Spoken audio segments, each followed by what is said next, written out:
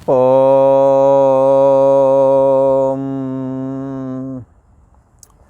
श्री योग वासिष्ठ के उत्पत्ति प्रकरण में श्री वशिष्ठ जी महाराज बोले, हे रामचंद्र, जैसे सुवर्ण में भूषण मिथ्या रूप है,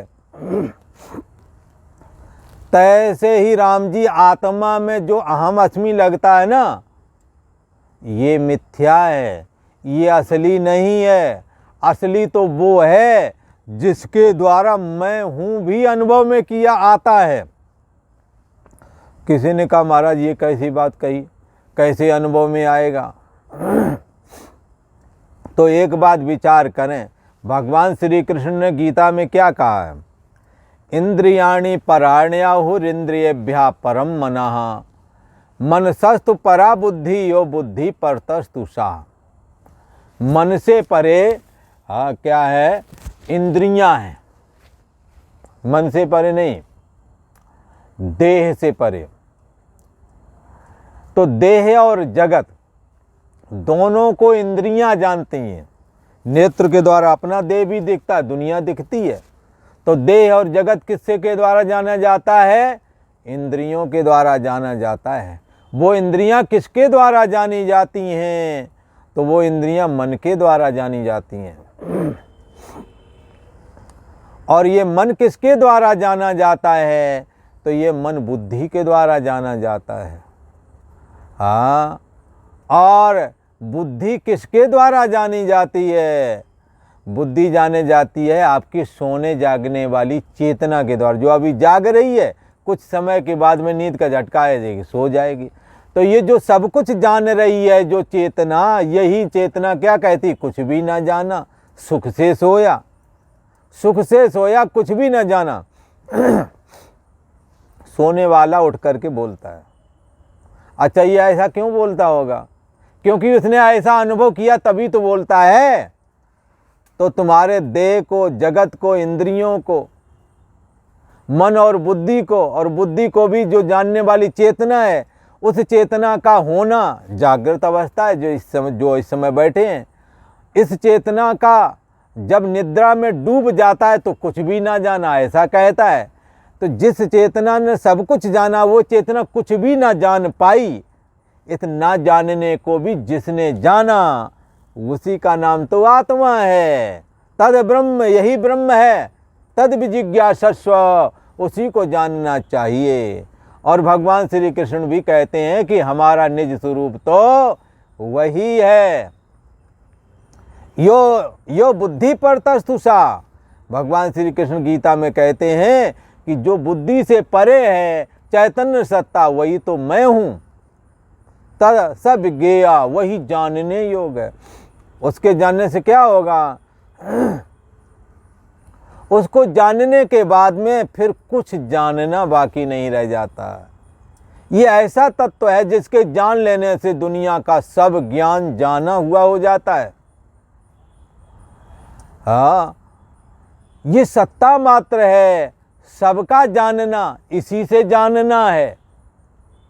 सबको जो लगता है मैं जान रहा हूं, मैं चैतन्य हूं, ये सब चेतना इसी की चेतना है, जिसकी सत्यता से ये जड़ देह और शरीर भी सत्य लगने लगे हैं। इसलिए जासु सत्यता से जड़ माया के बनाए हुए देह और जगत, हाँ, ये भास सत्य एवं, सत्य तो नहीं पर सत्य की तरह दिखने लगे।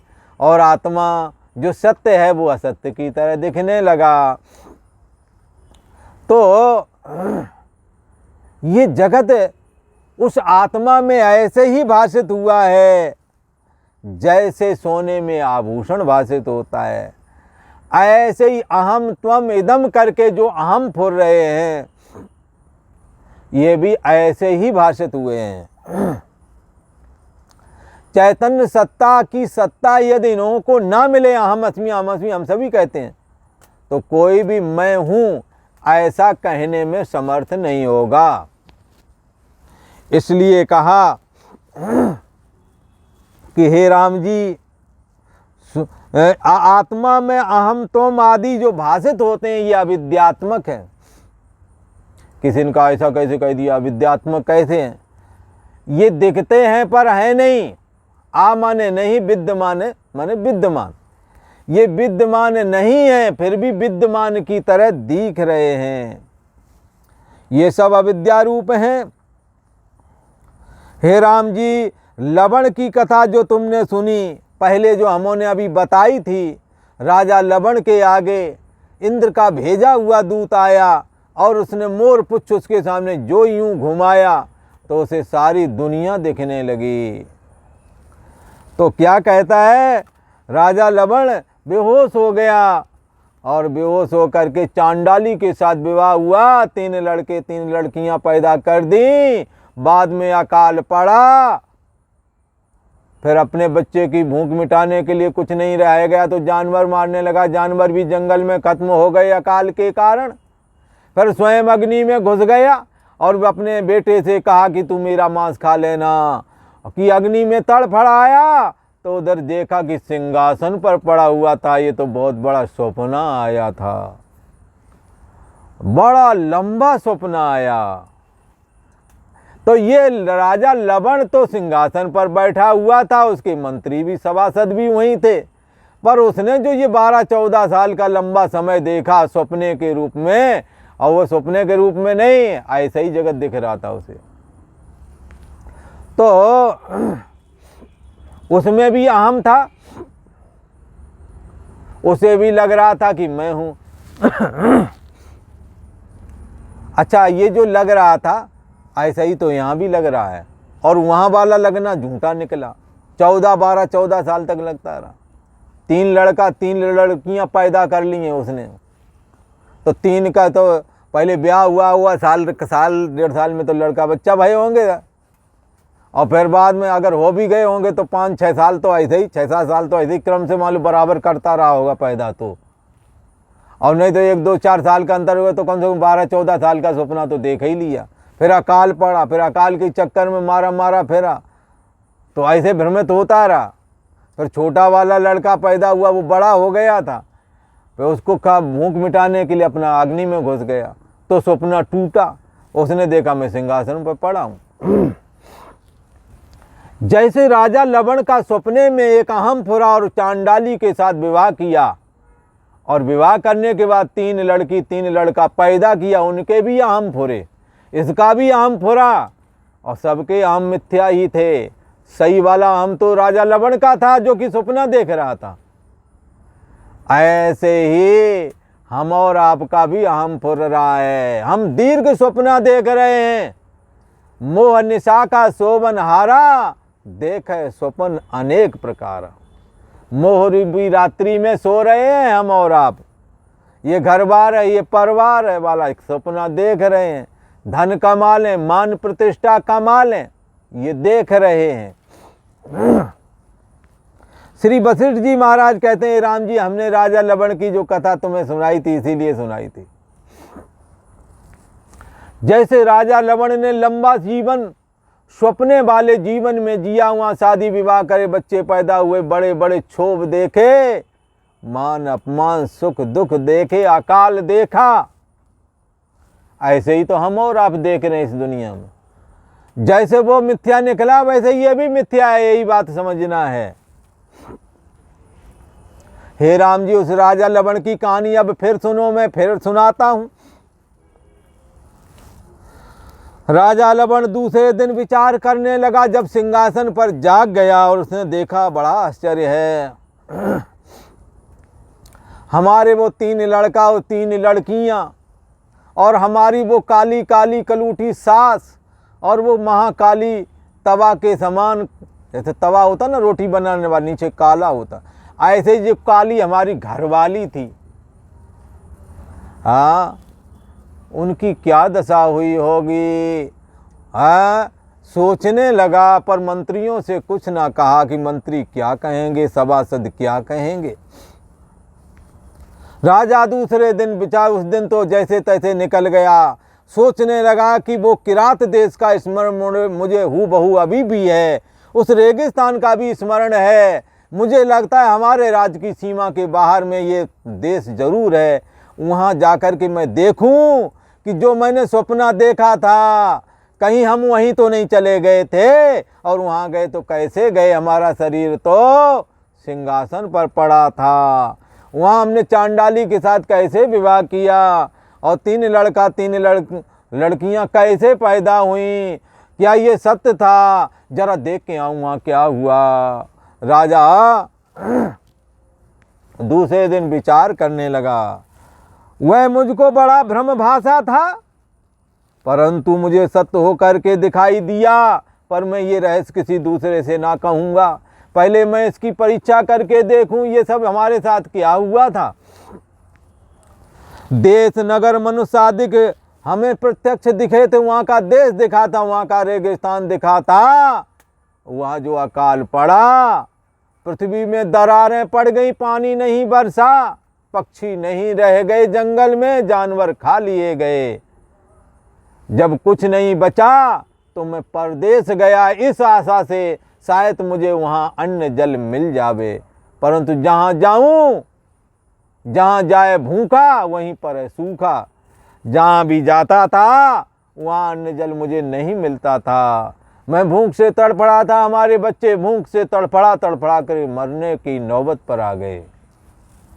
मुझको प्रत्यक्ष दृष्टि आए थे ये, इससे अब तो वहां जाकर के देखूं कि ये कैसी बात है। ऐसा विचार करके राजा ने मंत्री को आदेश दिया और सेनापति बुलवाया। कहा दिग्विजय करना चलना है, सेना को साथ ले लो और चलते हैं। ऐसे विचार से दिग्विजय का मन करके मंत्री और सेना को साथ लेकर दक्षिण दिशा की ओर चला। जहाँ ये स्वप्न वाला देश उसे दिखा था, उसमें मन में विचारा जिस देश में मैं रहा हूँ, हाँ, जहाँ मैंने चांडाल का जीवन लंबा गुजारा था, जहाँ चांडाल का परिवार हमारा रहता था, जरा जाकर के देखूं। मुझे स्मरण आ रहा है कि हमारे देश से दक्षिण दिशा में वो देश पड़ता होगा। ऐसा विचार करके राम जी राजा चला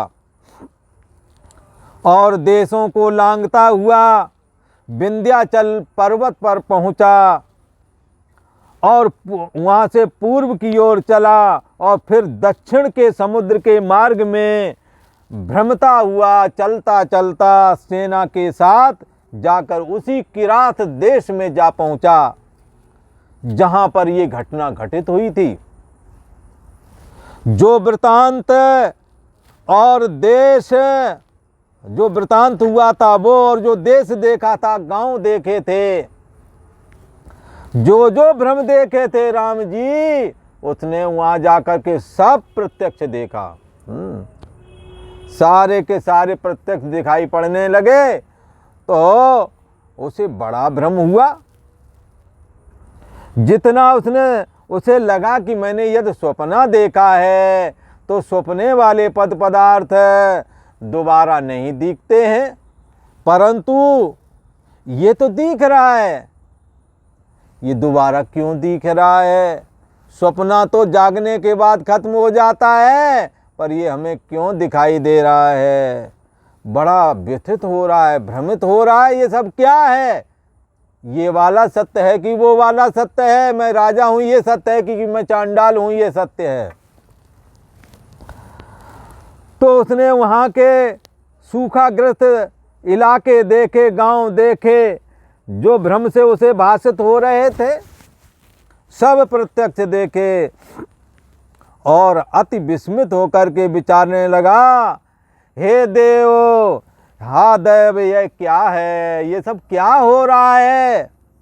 जो कुछ मैंने भ्रम से देखा था वह अब भी मुझको प्रत्यक्ष भाषित हो रहा है। बड़ा आश्चर्य है, बड़ा आश्चर्य है। ऐसे विचार करके राजा और आगे बढ़ा तो क्या देखता है, अकाल पड़ा था, बारिश नहीं हुई थी, हाँ, लू चल रही थी जिससे पेड़ सूख गए थे, पृथ्वी में दरारें पड़ गई थी। राजा सोचा कि चलो थोड़ा और आगे देखते हैं तो क्या देखता है। आगे ज्यों ज्यों गया तो सारे चिन्ह मिलने लगे जहां जहां वो रहता रहा। ऐसे विचार करके क्या देखा, आगे वृक्ष जले खड़े थे जहां वो रहता था, ये जले हुए वृक्षों के पास। कभी वो हरा हुआ करते थे परंतु अकाल के कारण सूख गए थे। अकाल पड़ा और अपने संबंधियों की चेष्टा के स्थान देखे, उसे नजर आने लगा जहां चंडाल का परिवार रहता था, जहां घर रहता था उसका। उसने देखा यहाँ हमारी चंडाली नाम की पत्नी, हाँ, यहाँ पर चेष्टा करते थे हम लोग, ये घर है हमारा। चेष्टा के स्थान देखे और फिर जाकर के राजा चूंकि फौज फाटा के पास गया, अब तो चंडाल तो रूप है नहीं उसका।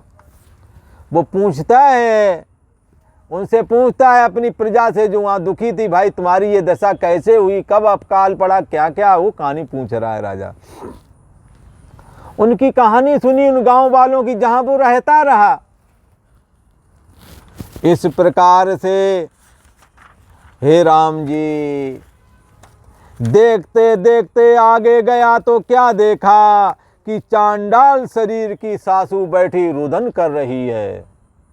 जब चांडाल बना था तो चांडाली के साथ जो विवाह हुआ था वो चांडाली की माता और इसकी सास, भला वो वहां बैठी रो रही थी। कैसे रो रही थी वो भी बताया। रो रही थी, कह रही थी, हे देव ये सब क्या हुआ, हमारा बसा हुआ घर उजड़ गया है, मेरा पुत्र कहाँ चला गया है, वो मेरा दामाद। हे पुत्र तुम कहाँ चले गए हो, ऐसे रो रही थी। तब तक ये राजा के रूप में पहुंच भी गया। सोच रहा है ये सही है कि वो सही है, बड़ा मामला बिगड़ा हुआ। हाँ, हे पुत्र तुम कहाँ चले गए हो, जिसका चंद्रमा के नाई मुख था और मेरी मृग नैनी वो कन्या, हाँ, वो भी जीर्ण हो गई, हड्डी हड्डी बची है, ना मालूम हमारा जामाता कहाँ चला गया है। और हमारी वो पुत्र और पौत्रियाँ, 3 पुत्र और 3 पुत्रियाँ। राजन कही तो सब यहीं पर बैठे हैं अभी भी, अब क्या करूं, है मैं तो राजा हूँ और ये मेरे ही द्वारा मेरे ही लड़के बच्चे हैं, अब मैं ऐसे ये भेद कैसे खोल दूं। और उसकी सास रो रही है, कहने लगे मेरी 3 पुत्र पौत्रियाँ और 3 पौत्र, अर्थात हाँ उसकी पौत्री होवेगी, इसके उसकी पुत्री की पुत्री हैं ये सब। अरे देखो तो सही, यहाँ से हमारे 3 पुत्रियाँ और 3 पौत्र, हाँ नाती नतनी 3 थे, वो सब यहाँ दुर्भिक्ष पड़ा, अकाल पड़ा, वो भी छोड़ के मेरे को चले गए। मेरा दामाद भी चला गया, दामाद ही पूछ रहा हूँ राजा के रूप में। हाँ, उनके खाने के ये पदार्थ हैं, यहाँ चेष्टा हमारा दामाद किया करता था। हाँ, और चेष्टा के स्थान बताए, यहाँ हमारा दामाद बैठा करता था, यहाँ हमारी पुत्री बैठा करती थी। जो रतिका की माला कंठ में डाले, हाँ जीवों के मांस खाता था हमारा दामाद। चांडालों की चेष्टा हो गई थी ना, रुधिर पान करता था यहाँ बैठ करके हमारा दामाद। कहाँ गए वो सब, उसके 3 पुत्र और 3 पुत्रियां थी, वो सब कहाँ चले गए, रुदिन कर रही है, हे देव हा देव ये क्या किया, हमारा परिवार खत्म हो गया है। इस प्रकार पुत्र पुत्री भर्ता दामाद आदि का नाम लेकर के वो उसकी सास रुदन कर रही थी। राजा ने ये सब प्रत्यक्ष देखा। लोग जो आ बैठते थे वहां बैठ करके अगल बगल के लोग वो आ जाएं, उसकी सास की ये दशा देख के वो साथ में रोवें कि देखो तो इसके साथ क्या घटना घटित हुई है। वो भी रुदन करते थे। तब राजा उसका रोना बंद कराया, अरे चुप हो जाओ, मेरे से नहीं देखा जाता। हाँ, उनका रोना बंद करा के वृतांत पूछने लगा, अरे तुम किस निमित्त रुदन करती हो, अपनी सास से पूछा, बता किससे तेरा वियोग हो गया है, मुझे बताओ। हाँ, यदि संभव हुआ हो तो हम कुछ मदद करेंगे। हाँ, इति श्री योग वशिष्ठ उत्पत्ति प्रकरण चांडाली सोच वर्णन नाम पंचनवति तमः सर्गा। और आज इतना ही, आगे का प्रसंग आपको आगे वाले एपिसोड में सुनने को मिलेगा। ओ